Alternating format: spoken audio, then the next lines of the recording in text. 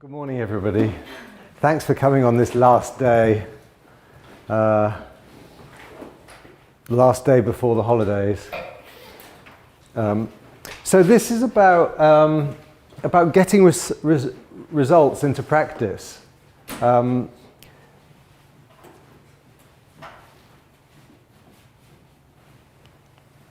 Until March the 10th, 2010, I didn't know anything about how to get research into practice because I didn't have anything useful to say. You know, I didn't need to know how to disseminate research results because I had nothing to disseminate. So,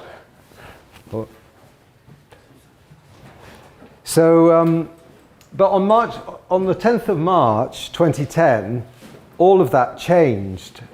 And so I suddenly found myself in a position of having something useful to say and not knowing how to say it. So we'd been working on, as I've told you many times, we were very interested in this treatment, tranexamic acid. And it's a treatment that's sold for heavy menstrual bleeding and the bleeding that you get after tooth extraction. And it works by stopping blood clots breaking down. So this is blood. This yellow stuff is fibrin. And when you're bleeding, this net of fibrin develops to stop the bleeding. But there's this enzyme in the blood called plasmin that chops this net up into little pieces, and so you bleed more quickly. And some very clever Japanese researchers in the 1950s identified a drug called tranexamic acid that stops that enzyme. It inhibits that enzyme. And we'd seen that it reduces death and bleeding in surgery, and we thought, well, the sort of bleeding that you get in surgery is very similar to the sort of bleeding that you get in car crashes and violence. This woman's been stabbed in the stomach. I mean, being stabbed in the stomach's not that different from being opened up by a surgeon. So we thought it should have the same effect. And we did this big trial called CRASH-2, and we found it was effective. So we got this really good treatment benefit, a reduction in mortality with tranexamic acid, and it was even better if you give the treatment really early. So if you give this drug really early, it's really life-saving. So, and this is, death. So a 30% reduction in death is quite good, and it's not the play of chance. If you give it a little bit later, it gets a little bit less effective, but still quite effective. And if you give it late, it doesn't seem to work at all and might increase the risk. So, and it works everywhere. So it works, it doesn't seem to vary. It's equally effective wherever you use it.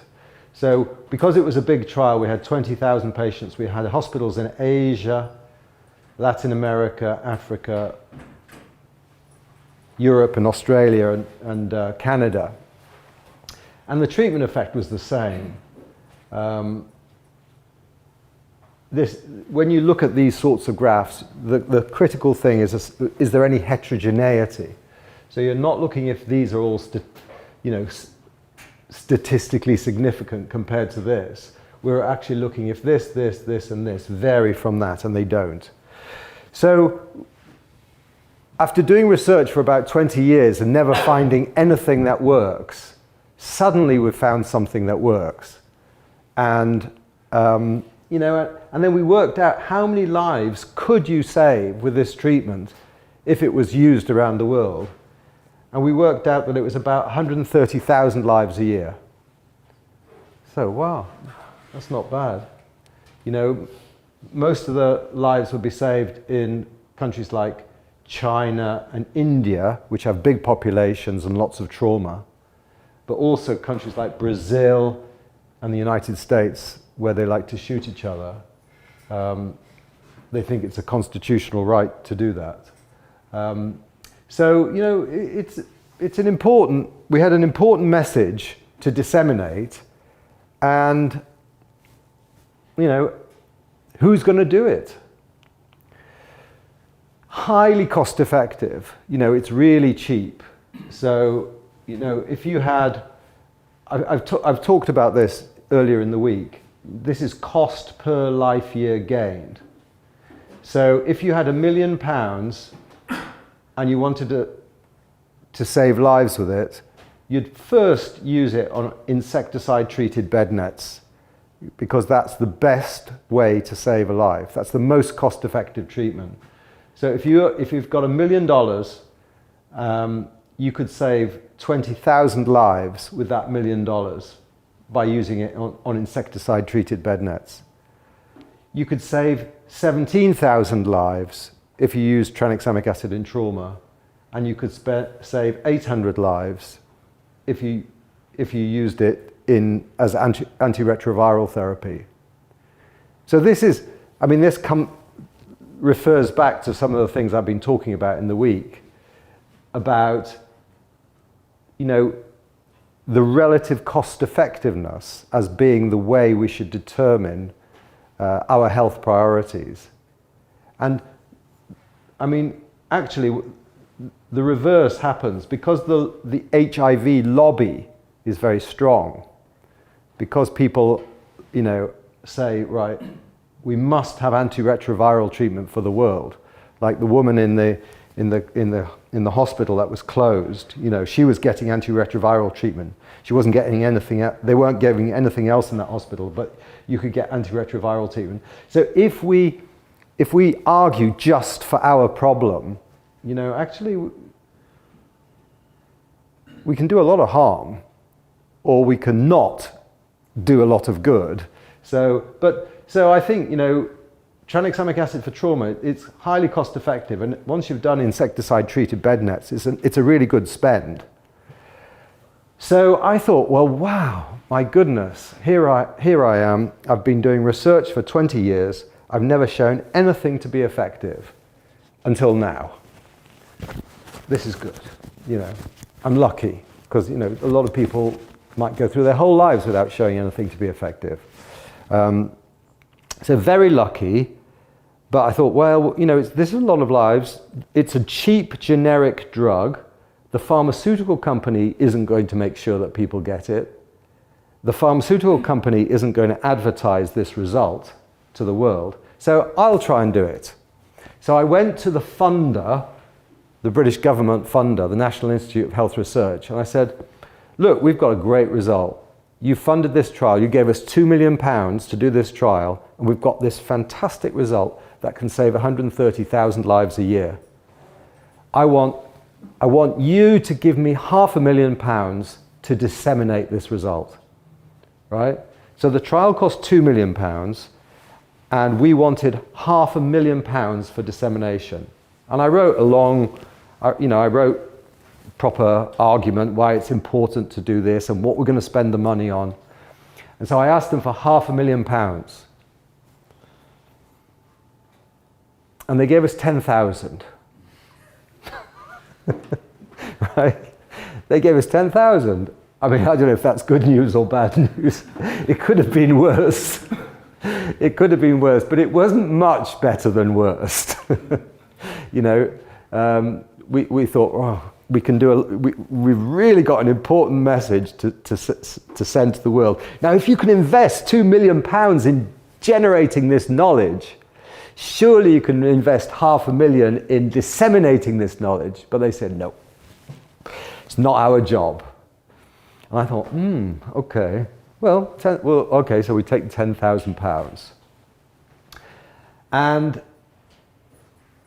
then that's a bit of a problem now, you know.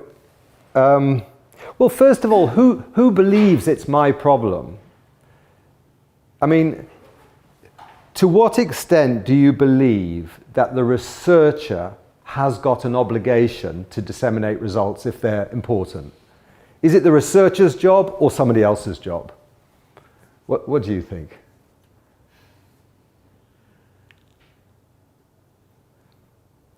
I feel that all of us should work for this. You think it's... Do you think it's your responsibility to spread the news, or do you just publish the results in a journal and that stops there? I think the researcher should push. The researcher should push. I find some people feel the researcher should push, and other people think it's not the researcher's responsibility. Maybe we could have a show of hands. Who think it's the researcher's responsibility? Okay, so quite a few people think, and who thinks it's not their responsibility? Epidemiologist. Yeah, the responsibility of the statistician or the epidemiologist. Not the researcher. Epidemiologist is a public health practitioner. Public health practitioner, not the researcher. Yeah. Okay. I mean, this is what I find. It's close to a 50-50 split. Some people think it's the obligation of the researcher, and some people think it's not the obligation of the researcher because, well, for a start, the researcher might not be any good at doing that, yeah? Because researchers are quite, I mean, we have a certain sort of, I don't know if this is true, maybe, I'll say it anyway. We have a certain kind of personality which tends to be more introverted and, focused. Do you know what I mean? So in my university, you have professors just wandering around the corridors, and you say good morning to them, and they go, oh! Because they're just lost in their thoughts. Yeah. Oh, hi! Whoa!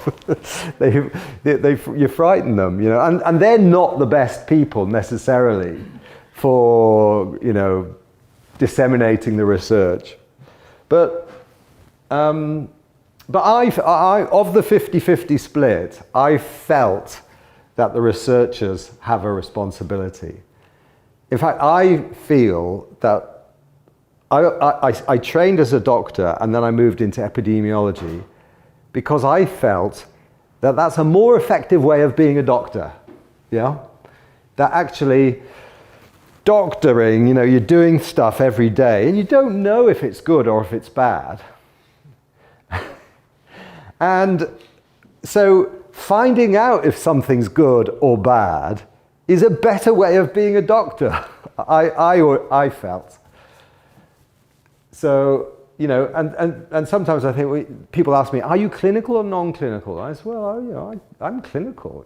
In my mind, I'm clinical because I'm trying to find what's the right thing to do clinically.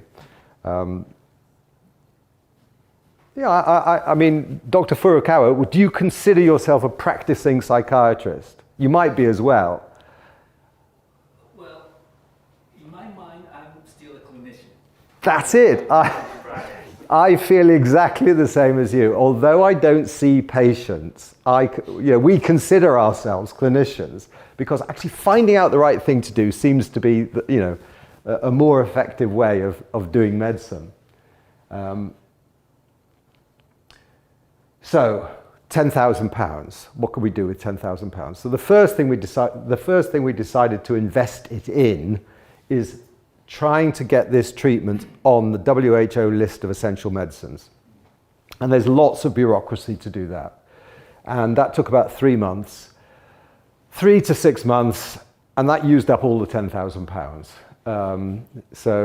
But we got the treatment on the WHO list of essential medicines. But the WHO doesn't do anything with that list. You just put the name on the list, and then countries may or may not buy that treatment, but it doesn't disseminate anything. It doesn't spread the word or anything like that. So we got it on the list of essential medicines, and then it was the summer holidays, and I was born in Wales, and I go back to Wales, and I was talking to my brother's son, my nephew, and he was a student at the time. He was a student of animation. He likes making cartoons. So he was a student animator at Bristol University, and I said to him, look, oh, you know, he was saying, you know, Uncle Ian, what's happening? And I said, well, you know, I've got this great result and I only got £10,000 and now I've spent it all. And he said, well, look, I'll make you a cartoon, right? So he goes up to his bedroom and then he comes down 3 months later and he's made this cartoon. So I'll show you the cartoon.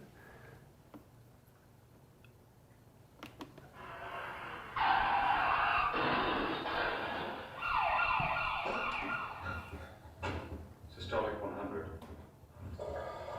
Systolic 90. Get me blood.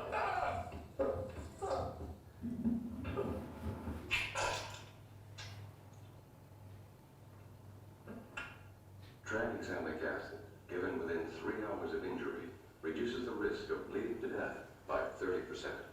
It works. Use it.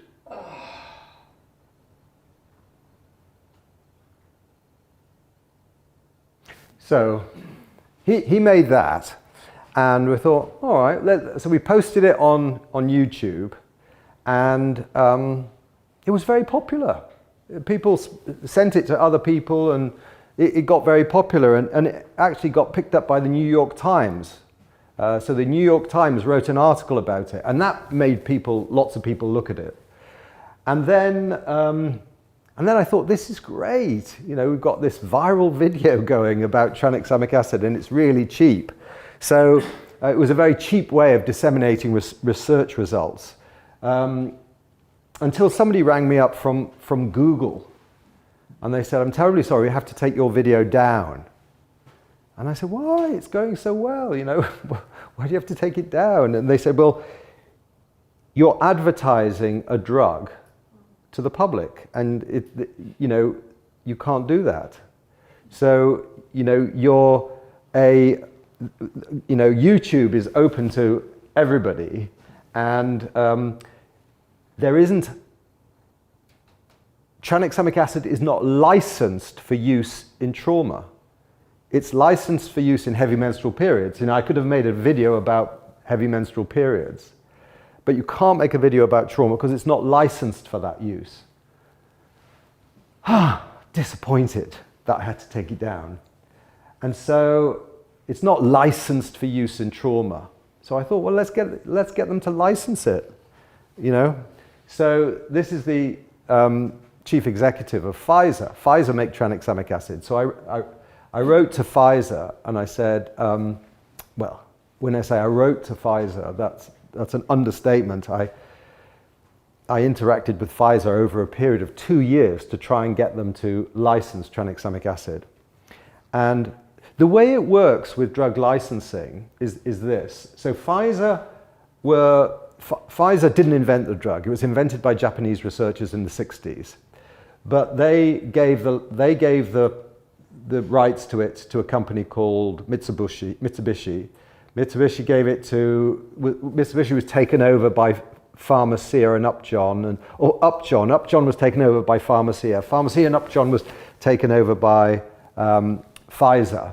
So Pfizer now are the license holder, but by this time it's a generic drug, so anybody can make it, right? So anybody can make this drug. Now, Pfizer, to get a license for its use in trauma, has to make an application to the FDA, and it has to make an application fee. And the application fee is about $1 million, yeah? And so it has to invest $1 million, and it has to invest some money to get the staff to put all of the data together. And it decided that the return on the investment was too low and it wasn't going to do it. You know, it's like, well, we've got to invest maybe, you know, $1 million to do this, and it's a generic drug, and it's not worth the money to do this. So then I thought, oh, damn, Pfizer won't do it. I tried to do all sorts of things. I tried to shame them into doing it because at the time, American soldiers were dying in the war in Iraq and Afghanistan, and so I said, look, you know, it's like I wrote to President Obama and everybody. I said, you know, write to President Obama, copy to this man, and you know, saying it's disappointing that Pfizer's not going to do, you know, and this guy was cleverer than me. He was really clever because what he did, he put somebody, he allocated somebody to take care of me.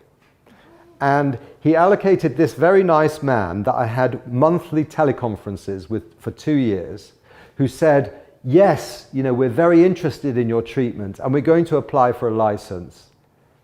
And we've just got to do various different steps. So, you know, and he asked for this information this month and this information next month and this information the month after. And he went on and on and on and on. And for 2 years, and I said, come on, what's going to happen? Surely we're going to make the application now. He said, I'm terribly sorry, got bad news. At the end of this 2-year process, he knew from the start, I'm sure of it. He knew. They were so clever. They just managed me. They didn't want me writing to President Obama, copying it to the chief executive of Pfizer. So they managed me really well. I'm very impressed by this man. Don't like him. Don't like him, but I'm impressed by him. So they're very clever in ways that academics are not. I wanted NICE to put it in NICE guidelines. And NICE couldn't put it in NICE guidelines because you can't, by law, you can't put anything in NICE. I should say what NICE is. It's the British government sort of treatment, you know, things that, guidance about how you should use a treatment. And so it's very influential because lots of other countries around the world look to NICE guidelines to be influential. To decide what should be in their guidance. But NICE couldn't put it in guidance because it was not licensed for that thing. So the Pfizer problem was getting in the way again, and I couldn't solve the Pfizer problem. So I started doing the same thing in the UK. I started writing to the Prime Minister, copying to NICE, and eventually something did happen. They made a way where NICE could make a recommendation of something, even though it wasn't licensed. And tranexamic acid was the first off-label evidence. So that was good. That was a small advantage. And then we had another good thing going. We worked with victims organizations. So in the UK, we're very much encouraged when we do research to work with the people who suffer from that problem, yeah? And sometimes now you can't get research money from the British government unless you're working with patient groups who suffer for that problem. So if you wanted to do work on depression, you'd have to work with, you know, groups of people who represent depressed people or depressed people themselves. So we worked with Road Peace, and it worked very well because Road Peace, it's an organization of family members of people who have been killed on the roads. And so they're very, very motivated so that no one else dies on the roads. And so they wrote to all of the hospitals in the country with freedom of information requests saying, can you tell me how many of your patients were treated with tranexamic acid in the last year? And of course that's very powerful because you get a freedom of information request written to the chief executive, and the chief executive thinks, what's this? You know, what is this drug, tranexamic acid? I've never heard of it. And so they talk to the emergency department. How many patients are using tranexamic acid? Well, we don't know. Well, find out. You know, so it was very useful, and they started doing this every year to all of the hospitals in the country. Every year, freedom of information request, and slowly, the numbers of patients that were treated went up and up. But another good thing happened, and it was this. Well, it's a bad thing, but it's a good thing. It's a fact of war. Many injuries suffered on the battlefield result in severe bleeding. Stopping it Oh, sorry, I tried to raise the volume there. is key to saving lives. So the discovery that an old drug can perform new tricks is great news for military personnel. There was a recent trial carried out by the Hospital Hygiene tropical medicine, which was sponsored by NIHR called SHAKUR-STILL trial. And it looked at the induction of something called tranexamic acid, which stops clots breaking down. Within weeks of that trial delivering its results, we now use that as part of our treatment process. So that was very good, right? So there was a war in Afghanistan. The British Army starts using tranexamic acid in Afghanistan. So that's very good propaganda, because emergency physicians, at least in the UK, they look up to the army, right? So if the army doctors are using it, they think, whoa, this is a really good thing. We should be using it too. So the army doctors started using it in Afghanistan, and that strongly encouraged British doctors to see it as, a good, sort of sexy drug. The army's using it, we should be using it too. So that helped a lot. The best army, no, it's not the best army. If you want an army to be using it, though, you really want the US Army to be using it, because US Army influences all of US healthcare, and US healthcare influences a lot of the world. So I've been to, when I was doing the trial, when we were doing the CRASH-2 trial, we worked in Latin America and all sorts of places, and you would get American doctors talking about, giving lectures about how to manage things. And they would go like this: in Boston, we do this, right? And you don't need any more evidence than that, If they do it in Boston, it must be a good thing, So they weren't showing you randomized trials, I didn't see any randomized trials. And I was sitting there at the front listening, where's the randomized trials? And they just say, this is what we do, right? This is what we do, and that's it. That's all you need to know, doctors in Colombia, is that we do this. And therefore, the implication is that you should do that too.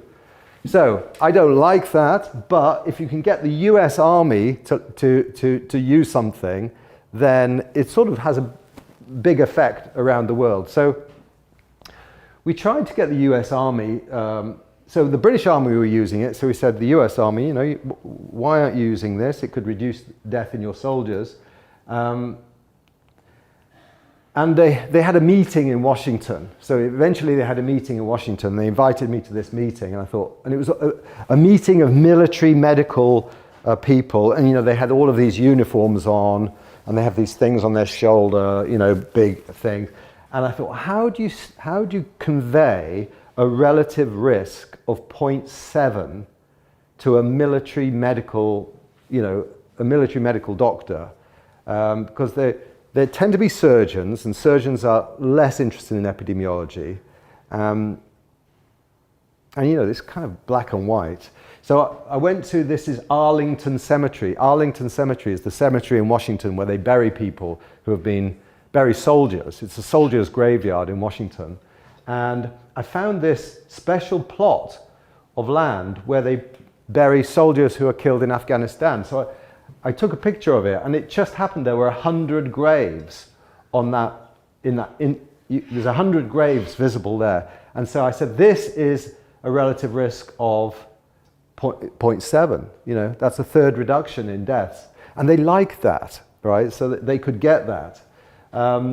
They still weren't an easy audience. I remember there was this one guy, he was the sort of chief, he was quite a senior guy, and he was huge, and he was the most hairy man I've ever seen.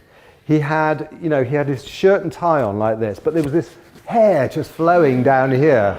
It's like a waterfall of hair.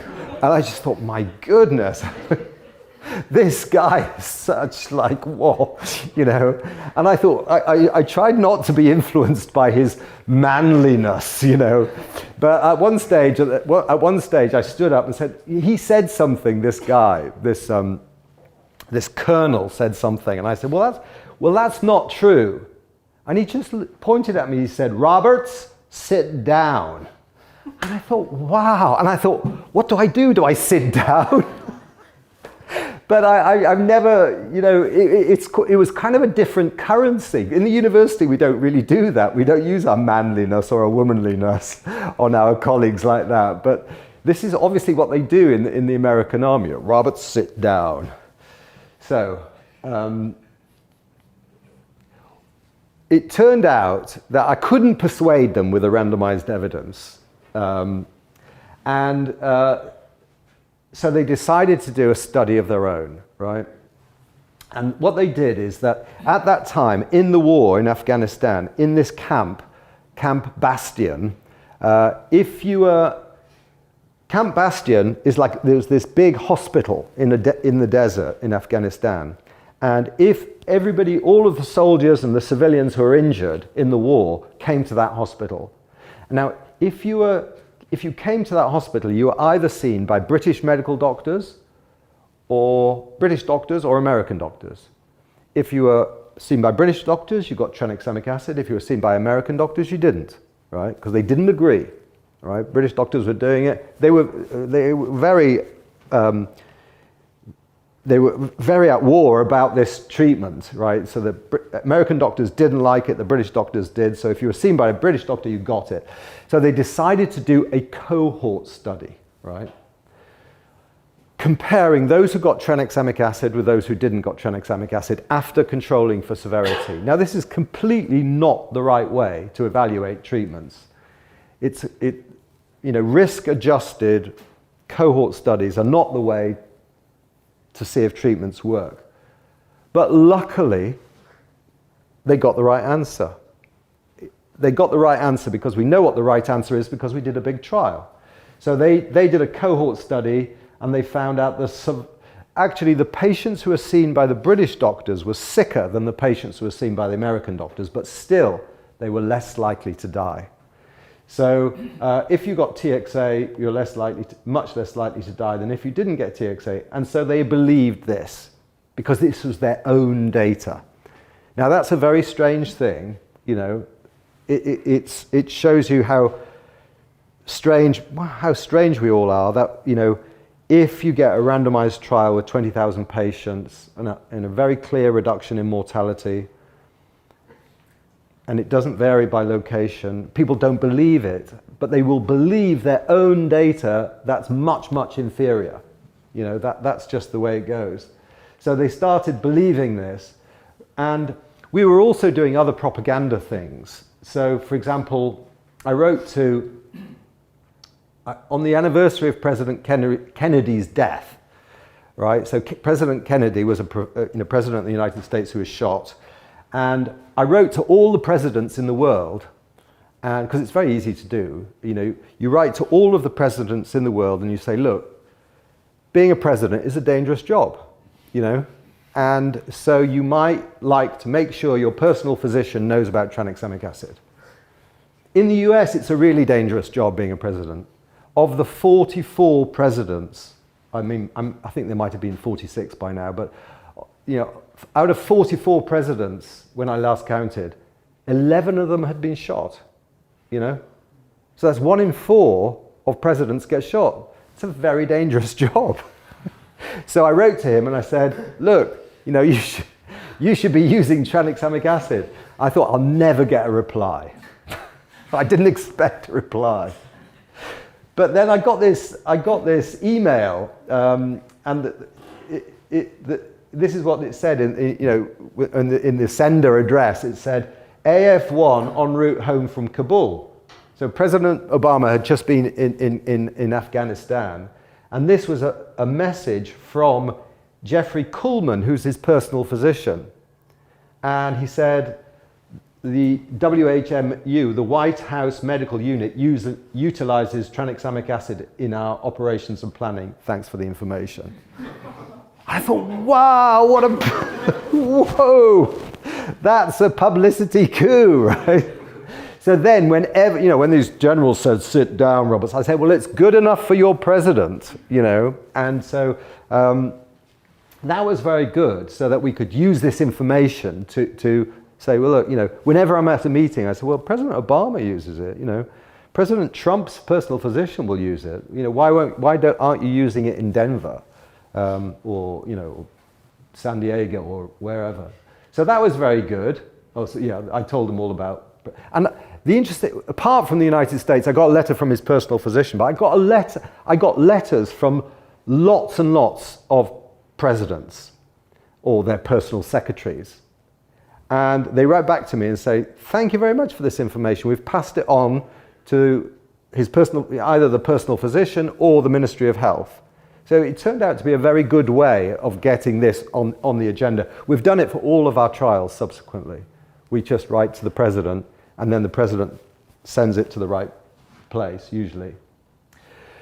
But we still had a lot to learn about how to get research into practice. And we started studying the pharmaceutical industry, because the pharmaceutical industry are the experts of getting research into practice. When we think of the pharmaceutical industry and what they do, they would like us to think that they invent clever treatments. That's what they want us to think. That's not true. Clever treatments are invented in universities. What the pharmaceutical industry is really good at is marketing, right? So if you want to know about drug development, go to the University of Kyoto. If you want to know about marketing, go to Daiichi Sankyo, yeah? So pharmaceutical companies know about marketing. Now, there was this drug at the time that they were using in Afghanistan called Novo-7, right? Novo-7. It was a blood clotting factor, activated factor 7A. It wasn't it wasn't effective at all. The randomized trials showed it didn't work, and it was associated with significant side effects. So it was a dangerous drug that didn't work, but everybody was using it. It was very expensive, $7,000 per treatment. But you could not die of hemorrhage in the UK without getting this first. It didn't improve anything. It didn't improve outcome at all, but everybody was using it. I just thought, well, I'm going to study the pharmaceutical industry, because how can they do that? You know, it's an ineffective drug. It's not licensed for that indication, and everybody's giving it. I've got an effective drug that's not licensed for that indication, and nobody's giving it. Well, they're only giving it slowly increasing giving it. So I started to study them. And I realized that they don't worry about trials. They tell stories. They tell stories. So this was one story. This was a commentary in the Lancet, right? So it was a single case, and it was a commentary in the Lancet.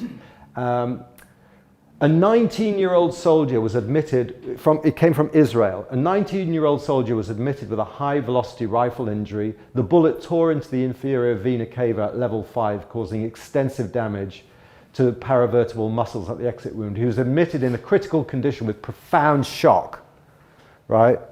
Now you can imagine him, right? You can imagine him in a desperate attempt to control the bleeding. 60 micrograms per kilogram of recombinant factor 7A were given intravenously. 10 minutes after the injection, coagulation tests improved, reducing the rate of the bleeding. He survived, right? So this was a guy, a single soldier, shot, given this drug, miraculous recovery. Absolutely no evidence. That's not evidence of effectiveness. That's a story, right? He could have been, you can't say anything about the treatment effectiveness from that. But this story just spread all around the world. I would go to conferences. This particular soldier, I went to a conference in China, and there was the stand of this company had a picture of this 19-year-old with his wife and his baby. And this story just went everywhere. It went all over the world, I thought, wow, that's the way to do it. The only thing that will spread information is stories. Story is the only way to disseminate information. And then this was sheer genius. And I really respect the pharmaceutical industry for how clever it was here. Oh, I should tell you what this... anyway, listen to it first. No, it saved my life. When I was shot, lying there on that road, I was so scared that I would die. And then they came. They risked their lives to get me. They gave me factor 7A. And it stopped the bleeding. I can't sue them for that. Okay. So this is a emergency medicine soap.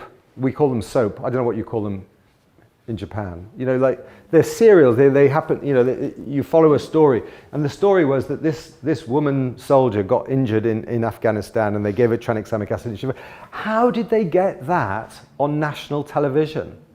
You know, I thought that is brilliant. You know, I want to be able to do that. That's the way. You know, don't bother with medical journals. Get it on the television.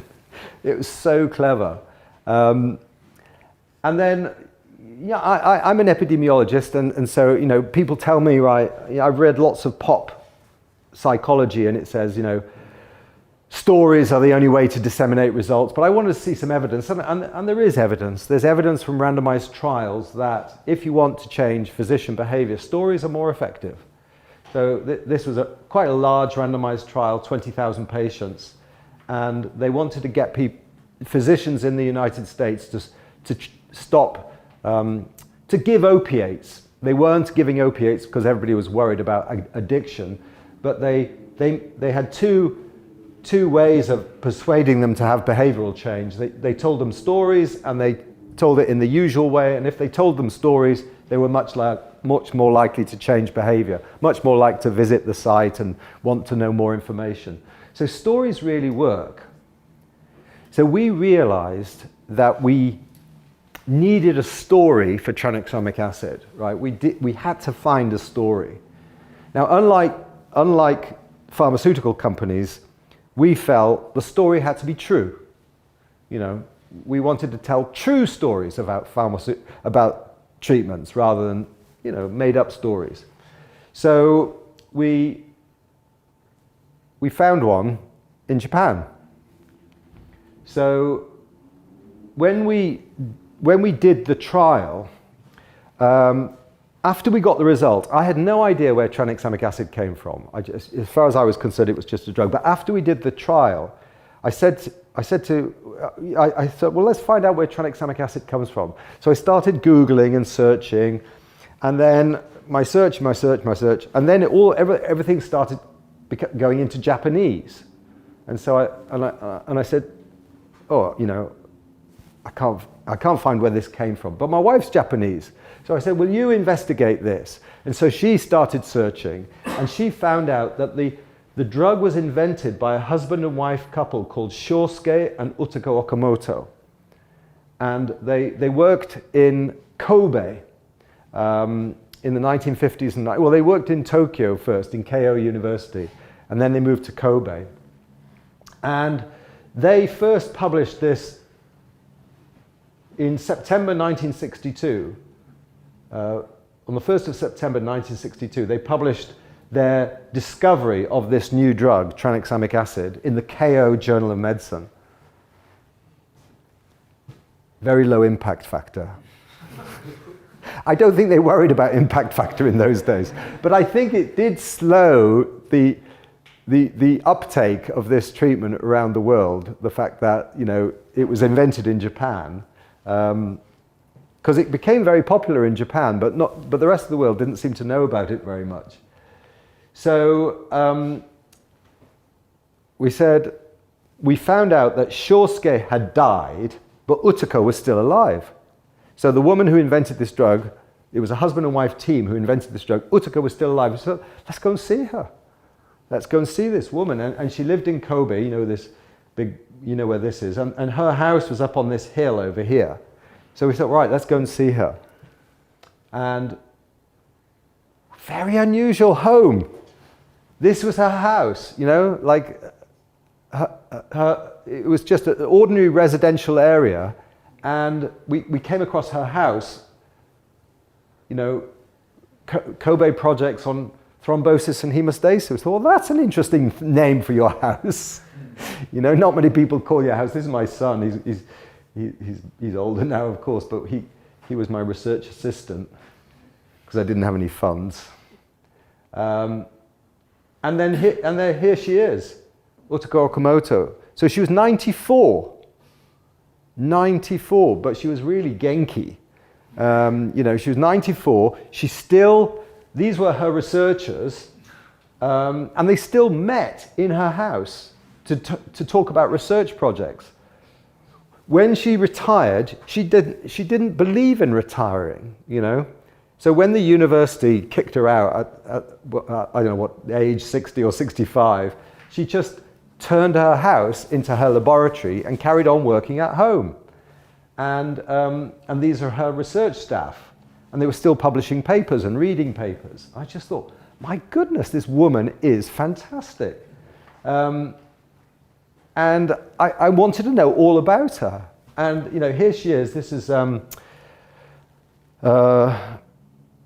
Shichigo-san no shashin. So I think she's about 7 here. And this is something like 1920s in Japan. So this little girl wants to be a doctor, right? She wants to be a doctor when she grows up. Now that's very unusual of itself in 1920 in Japan. A little girl wants to be a doctor, you know. She doesn't want to do the washing for her husband. You know, what's wrong with her? But she was very bright, super bright girl, right? She wanted to be a doctor when she grows up. So she goes to medical school, and here she is doing dissection. And afterwards, you know, she really wants to get into basic science. She loves science. So this is her in her laboratory, and that's her husband. So she marries another researcher, and they're working together in the laboratory. That's their daughter, right? So in those days, there was no childcare. So they brought her daughter to the laboratory with her.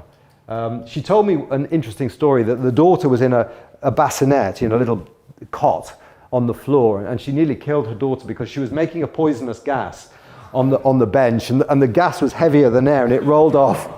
And it rolled off onto the floor, and then the baby started going red and crying and, you know, and looking like she was in trouble. And so she managed to rescue the daughter. The daughter's okay, but strangely enough, she's an anaesthetist now in Tokyo. So no, she lives in Kyoto actually. So she told me about her objectives, and they decided they had 3 research objectives: to outperform global standards, to avoid current trends, and to find an effective treatment for postpartum hemorrhage. So I thought, wow, that's fantastic, because outperform global standards in post-Second World War Japan, right? So Japan had just been 2 nuclear bombs, you know, everything in ruin, and they didn't want to be the same as the world, they wanted to be much better than the world. And avoid current trends. I like this one. I really try and take this advice in my work, is that when everybody's looking at something, medical research is very about fashion. So everybody's, you know, gene editing, you know. While everybody's gene editing, go and do something else. Because it's much easier to find something where everybody is not looking at the same thing. You know, they're much more likely to miss something over there. So she recognized that, avoid current trends. And they were very interested in finding an effective treatment for postpartum hemorrhage, because at that time, Japan was like, you know, South Asia, Africa. You know, women had their babies, started bleeding, and died. Now they don't. You know, they've got much better nutrition, much better healthcare, but in those days it was much more difficult. So she had these, so here she is doing research on a laboratory animal, I think it's a dog, and this is the family, you would feel very insecure being the family dog. You know, you feel very nervous. Kincho, you know. You feel very nervous being the dog in that family, but actually the dog was safe. This dog was safe at least. And they got an award. They won awards and things, and you know, they were nominated for a Nobel Prize. They didn't get one. There's a time capsule. I don't know if you know about time capsules, but there's like, at that time, people were like gathering things together that represented the sort of major discoveries of humanity, and then they bury them in the ground in the hope that, you know, in 200 years people would dig them up and see, you know, what was humanity doing 200 years ago. Well, tranexamic acid is buried in one of these, in Osaka, in one of these time capsules. And we gave her a certificate on behalf of the crash collaborators for making this invention that seemed to be so effective in trauma. And then we realized that this woman was the story we were looking for. You know, that this woman's life was really incredible. You know, and she told me all sorts of things, how she, she's just fantastic. And it's a story of perseverance, of really working hard. So she, you know, all through her life, you know, from 7 to 97, 100 years of work, and then we find this effective treatment for trauma. At that time, I said to her, we've got this great treatment for trauma. She said, I don't care about the trauma. Well, I do care about the trauma, that's great, but what about postpartum hemorrhage? Why haven't you tested it in postpartum hemorrhage? We decided that she was our story, and it was a story about perseverance. It's a story about, you know, just continuing to try and try and try all of your life. We did other things. We made manga. We made a manga for emergency physicians, and this got in the New York Times as well. And I wrote to the Director General of the BBC to complain about him the use of this drug, the wrong drug being promoted on the television, and I eventually managed to get our drug.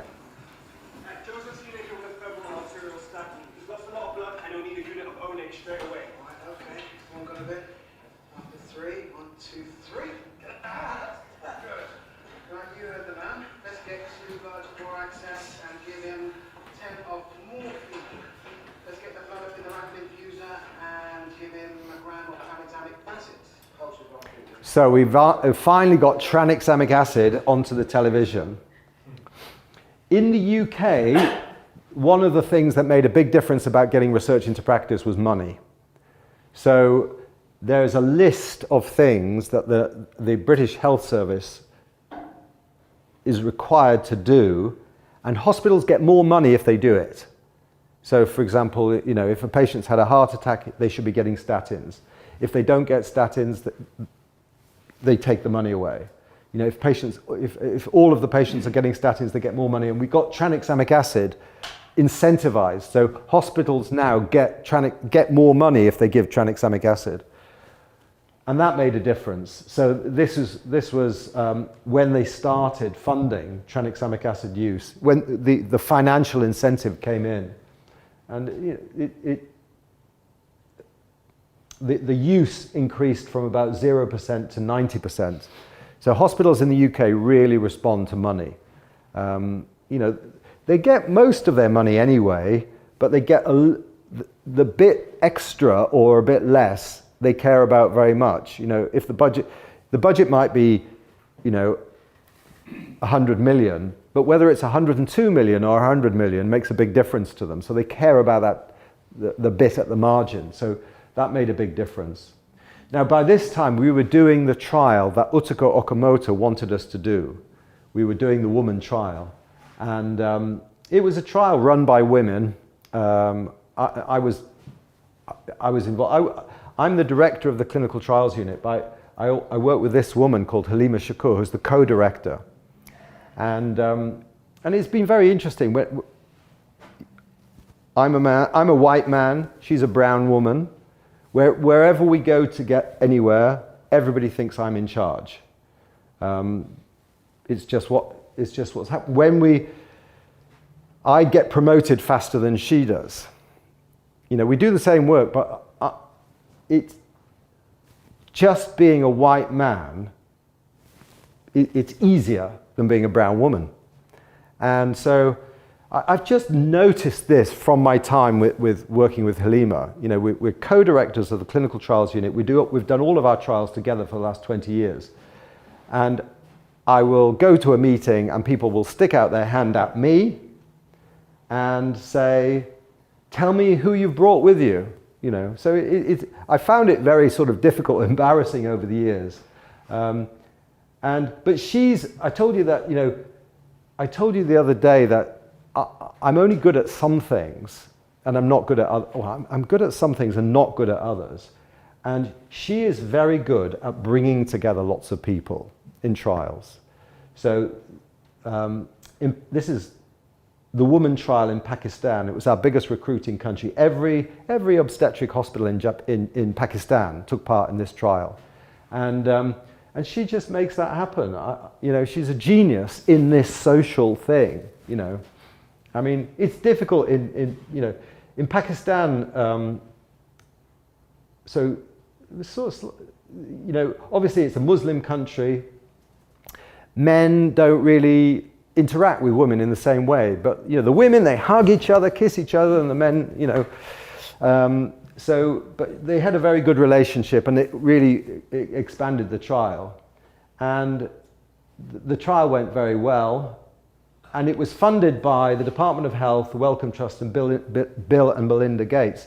So this time, so we got a very nice result from the woman trial. The treatment was equally effective as it is in trauma.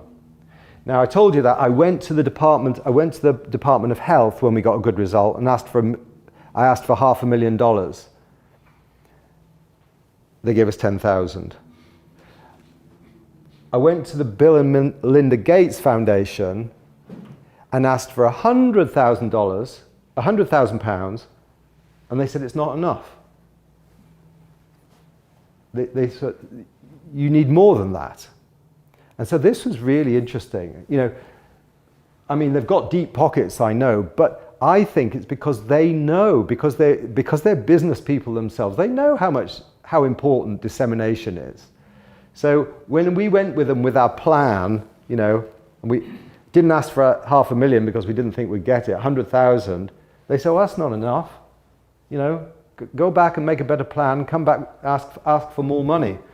So we had you know, even before, hang on, sorry, let's have a look. So we did all sorts of things. So we started thinking of the trial results as like a film, you know, like a film release. And we actually made a trailer to the film. So we made a trailer, sort of a warning that the film is coming, the results are coming.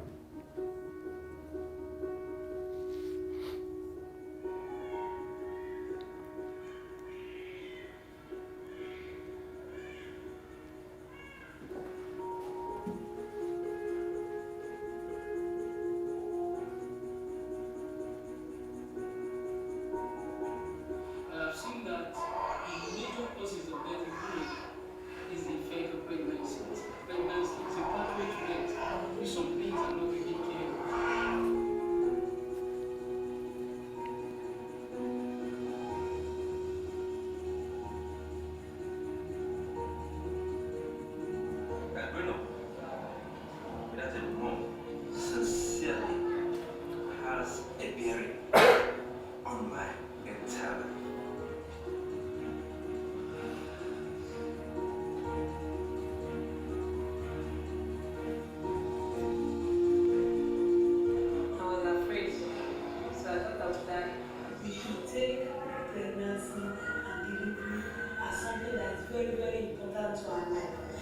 because the loss of a life of a woman is a loss to a nation, not just to the family.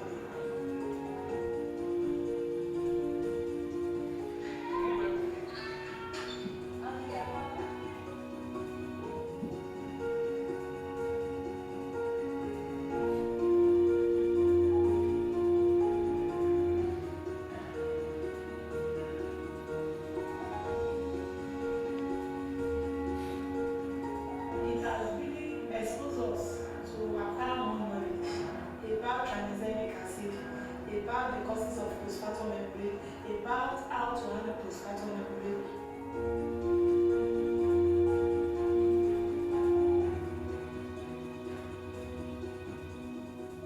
I believe that research is good because it is through research we're able to see the problems that are involved and find solutions to them.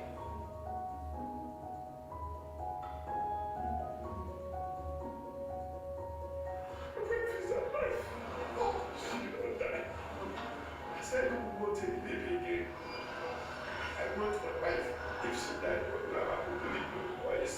I work for the doctors. They were there for me when I needed them.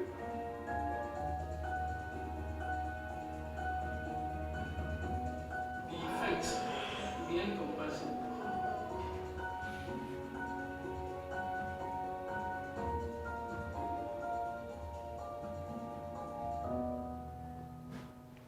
So we had more resources this time because Bill and Melinda Gates know how important it is, and that was just advertising that the trial results were coming. And so when the results came, the results were really good. They were exactly the same as the trauma results, which is very good because it makes you more certain about both of them. You know, the fact that, you know, they're very similar problems, you know, and you got a very similar result, I think makes you more certain about both of those results. But then we had so much more preparation. We just got a huge, big media hit at the time. So Melinda Gates tweeted it, and Tedros, who's the Director General of the World Health Organization. So lots and lots of people, we got something like 800 items of news coverage, social media, 80 million somethings, whatever happens on social media, I don't know. But, we just got a much bigger hit. With the Crash 2 results, there was almost nothing in the media at all. But we made it different. Unfortunately, Utako never got to see the results of the woman trial because she died at the age of 98, 2 weeks before we finished the trial. So I used to say that Japanese women live forever, but they don't really live forever. They're almost forever. And so this is her grave in Kyoto, actually. So this is her haka in Kyoto, and where her husband's grave is. And then I started realizing, actually, we haven't got the right story. It's not a story about persevering. It's a story about discrimination. And it's a story about sex discrimination. That Utako, it's partly the fact that she's a woman that actually, it took her so long to get this intervention. Because what she told me is that they invented this drug as a treatment for postpartum hemorrhage, and they wanted to get the local obstetricians to try it in postpartum hemorrhage, but they wouldn't. And all of the local obstetricians, the obstetricians were predominantly men, and they wouldn't really have it. They weren't interested in testing this.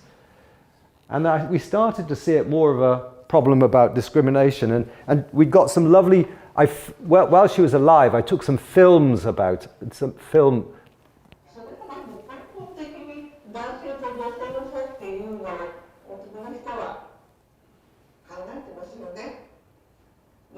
なに優に立たなきゃ気が済まない、だからそこをうまくね逆に利用してあとこうしてそしてものを教えてもらったり頼んだりするようにしてね。でそれもね子供を持つまでは自分だけ苦労すればいいんですから、人が8時間やるとこは10時間やればいいわけですからね。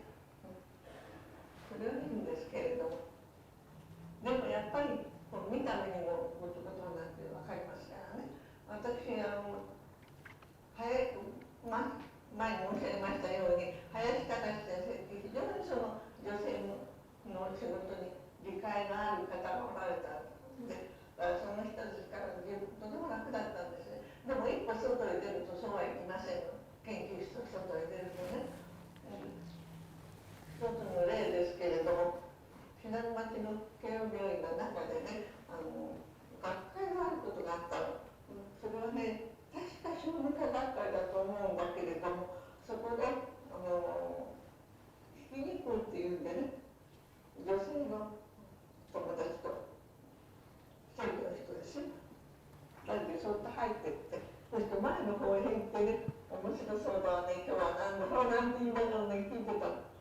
そしたらね、ある顔を覚えてる、多分小児科の教授だと思うんだけど、さっさっと入ってきて、立ちなさいって言われるのよね。なぜだか分からないで立ったらね、こっちって言うからついていったらね、ここはあなた方、女子供の来るところではないっていうの。びっくりしちゃったね。女子供のところは無理ってそんなことなかったのよ。そしたらね、そう言われてね、出されちゃった。So she told me lots of stories about that. I mean, the sound wasn't so good there, but basically she went, her and a colleague, female colleague, went to a pediatric conference, and they were sitting at the front looking very interested, and this pediatrician came along, a man, and said, "Look, what are you two doing here?" You know, out. You know, she was kicked out of the conference for being a woman, and he said, "These conferences are not the place for women and children." So, and I captured lots of information about her. We don't want to hear it again. So, so with the woman trial, we started to put the story of tranexamic acid inside the story of Utiko's life. So we realized that the only thing that transmits in people's minds is story, right? So somebody tells somebody else a story and they remember it, and that's how information is transmitted in humans. And so if you want to spread information to other people, you have to put it in a story. And the story carries the message like a mosquito carries the parasite for malaria. You know, the story takes it from person to person. And then, so we've been starting to do that. And that work is still ongoing. We're now just finishing, with this funding that we got from the Gates Foundation, we've made an hour-long documentary about tranexamic acid, Utiko Okamoto, postpartum hemorrhage, discrimination against women, and we hope, I don't know how successful it's going to be, but I still haven't seen all of the filming, but we hope that this will help to carry the story of tranexamic acid into the world. So in summary, I think that's like in 2010, I started to try and find out about how to disseminate results. And the key thing I learned is about story, I think. And it's, I think it's sad that there's such a sharp divide between art and science. That, you know, you've got artists over there, scientists over there, but actually the world needs them both, because the artists are very good storytellers. So I think scientists need the filmmakers, the anime, and why have we got anime about rubbish, you know? Why haven't we got anime about prevention of depression or or the treatment of schizophrenia, or tranexamic acid in trauma. That we should be. There's no reason why culture can't be informed by our scientific culture. Why do these two cultures have to be completely separate? So I'd love to see a way to bring art into the university, even the science, the science university. Science is culture. And we've got to get our results not into scientific culture, but into culture, proper culture, the whole world culture. And that's when things will change.